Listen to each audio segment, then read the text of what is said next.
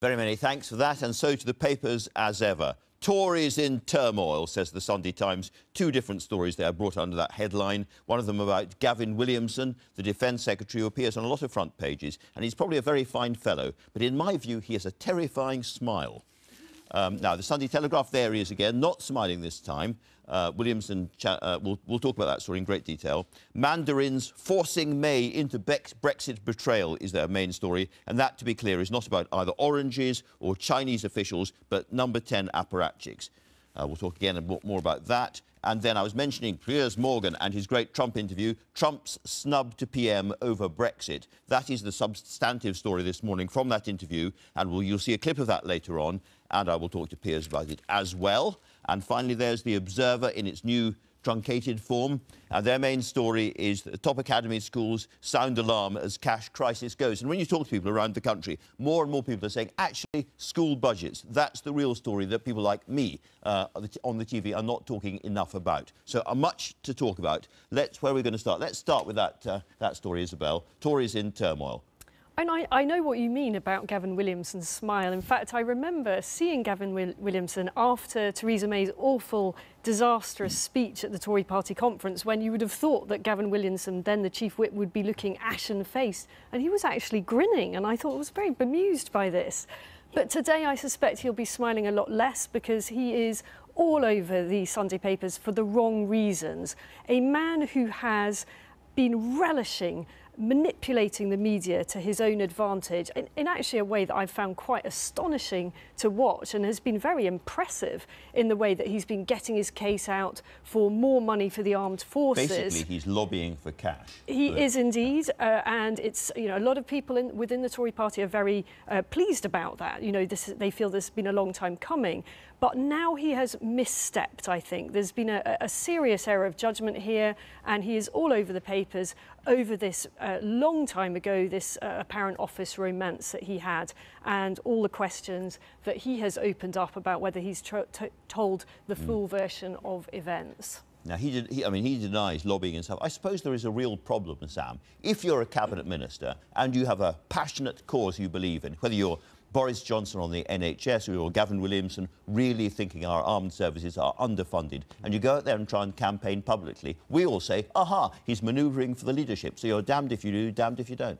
And I think in this case, there is just the odd sign and the odd conversation and the odd person in Westminster who seems to indicate that in the case of Gavin Williamson, that's probably true, that in the event of a future vacancy, he might well go for it. And when that happens... How did he get into this elevated position? Who suggested Gavin Williamson as the new Defence Secretary? Can you remember? When you look around our cabinet of titans, it is hard to work out quite who might succeed Theresa May. And I think quite a lot of people around that table harbour private ambition. And when you harbour ambition, that brings with it enemies, and the variety of the stories on the front pages suggest that Gavin Williamson does have a number of people who are gunning for him, and that's going to be tricky. Now, the moment that your ambition goes up, so does the media intensity, and I suspect if he is serious about any kind of campaign bid, this is just the start of what going for the leadership feels like. And it hasn't gone very well to start with. Sonia, nonetheless, he had that absolutely terrifying story, as terrifying as his smile, about the Russians going to kill thousands and thousands and thousands of us by targeting electrical stations and power stations and so forth. The Russians then mocked that as a kind of Monty Python story. What's your view of the reality there? Well, you've got security officials, unnamed sources in some of the Sunday papers today coming out and saying, actually, he was disclosing intelligence here that shouldn't really be on the front pages.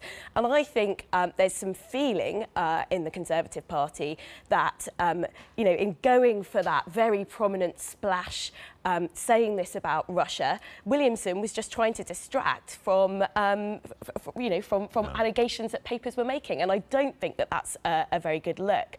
I think, you know, when it comes to sort of the substance of the allegations, I think, you know, he's now put himself in a position where he gave that interview to the Daily Mail this week. I think if that account stands, and it's found that that account stands, I think it's fine. I think this will go away. But I think if he's found to have lied about anything, there are sort of allusions in some of the Sunday papers this weekend that perhaps, you know, there was a harassment, a disciplinary harassment case involved. We don't know this stuff, so we'll have to be very careful. We don't know it. Yep. Nonetheless, and it's also probably objectively true that the Russians have leapt ahead in terms of their military technology, and we are falling back. So that is true as well. It's probably just worth pointing out, if you look at this allegation that he may or may not have relied on intelligence when giving this Telegraph interview, who is doing the accusing? Well, there are a lot of anonymous quotes in the Sunday Times piece, but it says that the Foreign Office made a complaint. Who runs the Foreign Office? Boris Johnson. Oh, so it does. There you go. It's really, really intriguing and skullduggery all over the place. And it's all, of course, deeply connected to the Brexit story, which I think you're going to pick up now, Sam, from the Sunday Telegraph. Absolutely. Look, it feels this week as if the foundations of Westminster are once again shaking a bit as people try to work out, as you were saying in the introduction, how long Theresa May has got, given the apparent state of her political authority.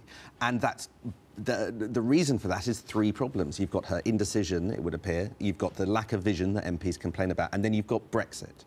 And it does feel that over the next 6 weeks, you've got crunch time over Brexit decision-making. Now, what you're going to get in the next few days is the Cabinet trying to bring together a discussion about where to go. And I think that's going to be accompanied by quite a lot of information and analysis from the civil service, pointing out some of the dangers of where some of the options go. People like Jeremy Hayward, Ollie Robbins, putting together these packs for Cabinet Ministers. Which is the Telegraph splash, basically. And in the Telegraph, what you've got is unnamed Cabinet Ministers going, hang on a moment, this could look quite gloomy, because these people are Remainers, basically.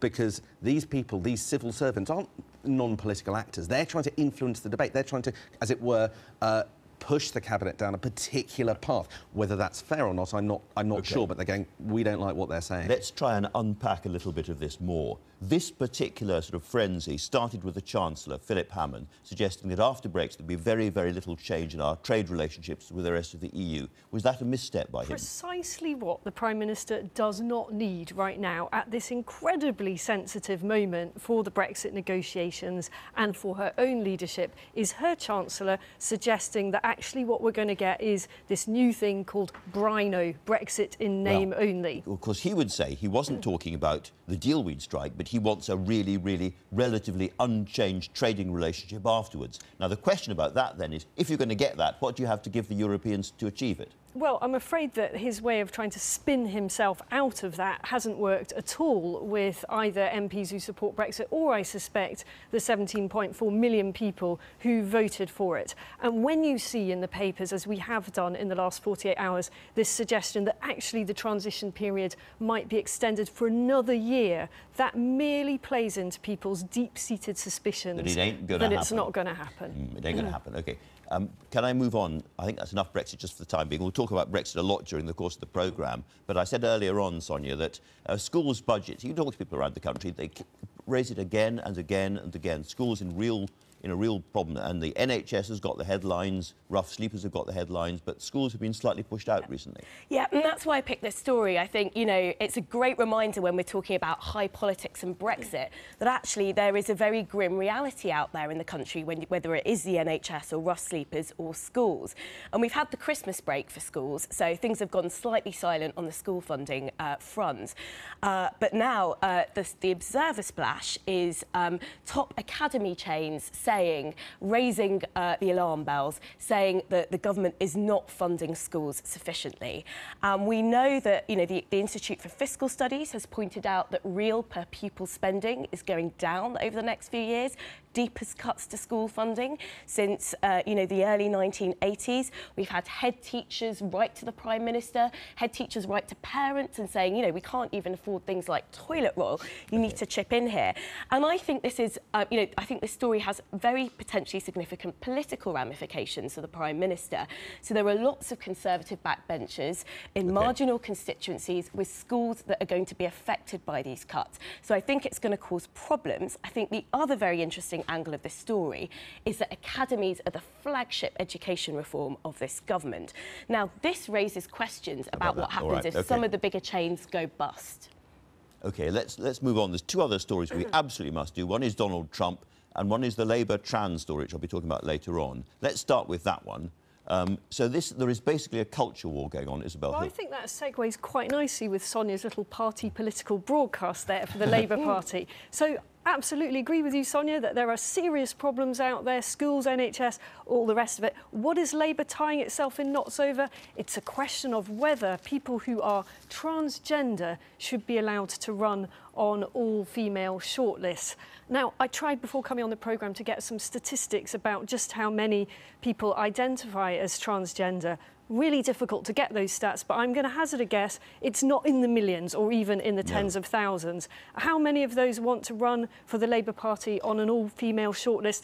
I'm going to hazard a guess it's probably less than on the fingers of these two hands. And yet it is somehow the subject of the hour. I mean, if you go to I think it's the Marsden, one of these London clinics who talk to kids about wanting to change, who want to change their gender, the number of children wanting to do this is just shooting up at the moment. I don't know why. I mean, there is a real thing here, and you know, ITV have been running an extraordinarily moving documentary called Transformation Street, which I found myself watching, about people going through this process. And I don't think anyone who watched that programme could possibly suggest that anyone would elect to go through that traumatic surgery and all that hormonal treatment.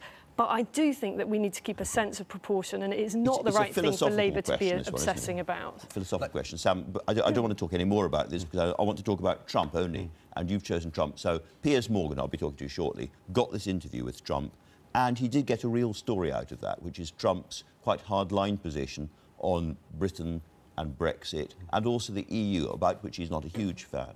Donald Trump is trying to be, as it were, diplomatically helpful to Britain after being very undiplomatically helpful over much of the last year.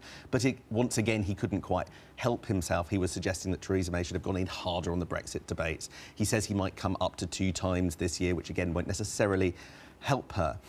Donald Trump is trying to do a little bit of an image overhaul. He's got his State of the Union address on Tuesday. And the New York Times, it's the Washington Post lead story today. And there is briefing ahead of that speech about how Donald Trump doesn't want to repeat the American carnage speech that he gave last year when he talked about the state of the US, but wants something much more low-key, which seizes on what he calls his economic successes, which economists, you know, wonder whether or not he can really take the credit, which some economists wonder whether he can really take the credit for.